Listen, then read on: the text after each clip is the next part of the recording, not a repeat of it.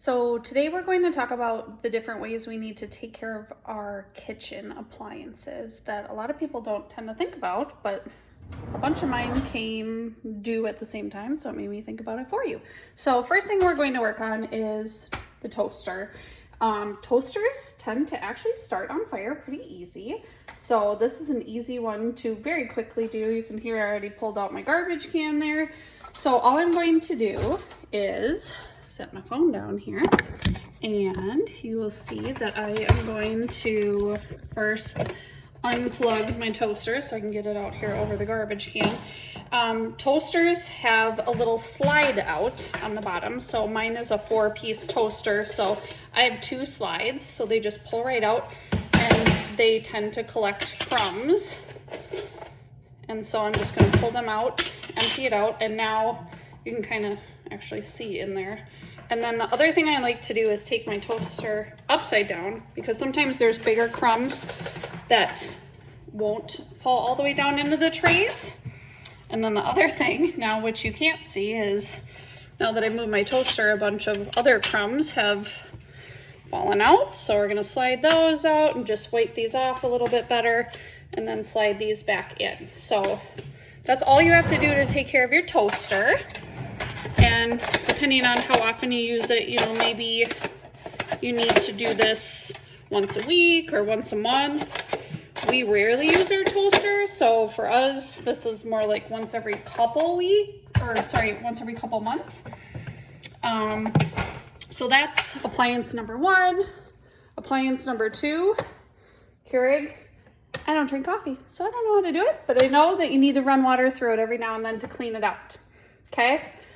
We have a Yonanas that you just need to clean out as you use it.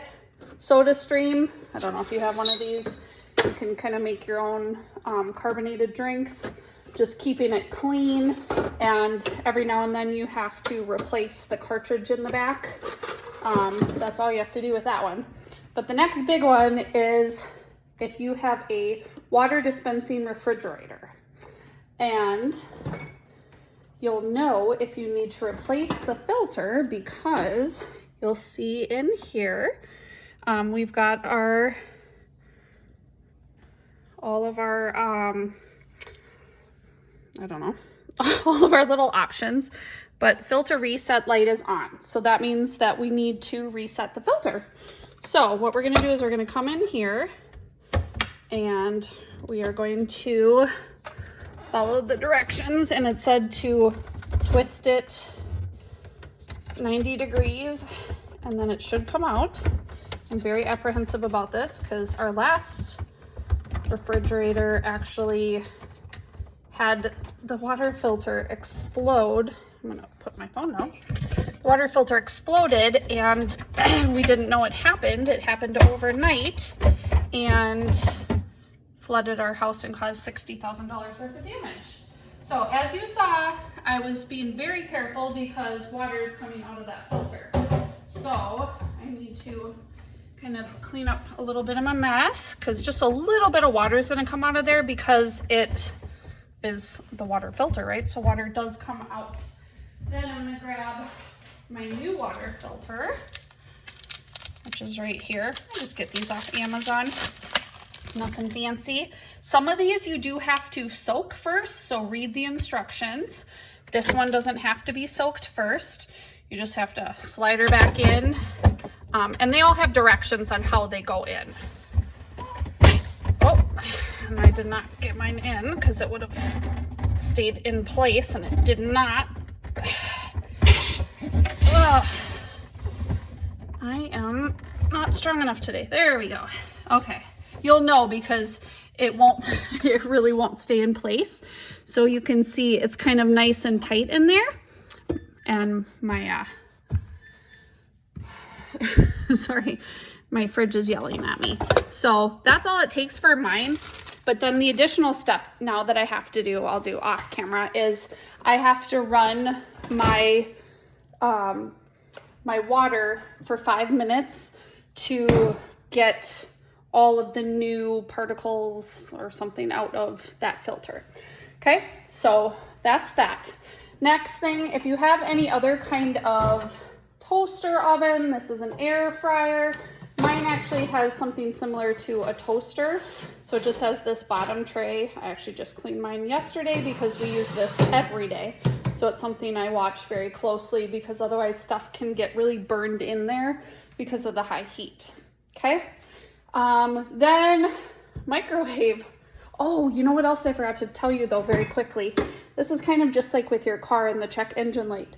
The filter reset button, you have to reset it yourself. It's not going to just reset because you put a new filter in. So you'll have to look up your manual online, or if you've got the paper version, find how to do that because you have to do it. It doesn't know that you put a new filter in. Okay. Then my microwave, my husband just redid this last night, but it said filter on here. So the newer microwaves tell you when you need to clean your filters. So up underneath here, this is where one filter goes. We've already taken it out. Here's the other filter. So sometimes you'll have two separate filters. You see how easy that was to take it out? Sometimes you'll have two filters. Sometimes you'll just have one big one. All you're gonna do is take these out. We soak them in hot water and then we just scrub them gentle with like a scrubby sponge like this, and then let them air dry overnight. You need to make sure they're really, really dry because you don't want to be putting wet things up underneath your microwave. But then you're just going to slide them back up in there, reset your filter reminder on your microwave again if you have that. Otherwise, if you don't have it, if you are using your stove much at all, this is something you really should do monthly, because what happens is every time you use this, all of that heat and all the gunk bubbles up underneath there, right? And so all it's doing is bubbling up on here, and it'll make this, all of this whole area super gross. So I encourage you to just wipe that down. Like every time you're wiping down your microwave and, you know, like cleaning the inside of it and all that, just wipe down underneath your microwave as well. This has nothing to do with maintenance, but I would highly recommend everybody get these. I just got them off Amazon, but they're these cool little strip things that go in between on the gaps. My husband is a really, really messy cook. Don't tell him I said that. But now that we put these on there, like they literally just slide in, we cut them to the length we wanted them. And now I don't ever have food dropping in between the counter and the stove. And I think it kind of looks better too. Okay. And then lastly, like, well, not lastly, your stove, you should be cleaning that, you know, every couple months as well. A lot of stoves now have a self-cleaning option, like mine says self-clean right there. So I can do that, or they make a spray that you can spray on there and then scrub it. The more often, of course, that you use it, the more often you should clean it. Okay, and then I think it's my last one. Last appliance, dishwasher. Okay, a lot of people don't know that the dishwasher has a filter that needs to be cleaned too. But what I've done is pulled out bottom rack. Okay, I am going to go in here. See if you can see that. And this little thing, there's arrows that line up. That means it's locked. I'm going to turn it away and wiggle that guy out. And I keep mine fairly clean, so this isn't going to look as gross as it could. But if you look on there, there's some gunk.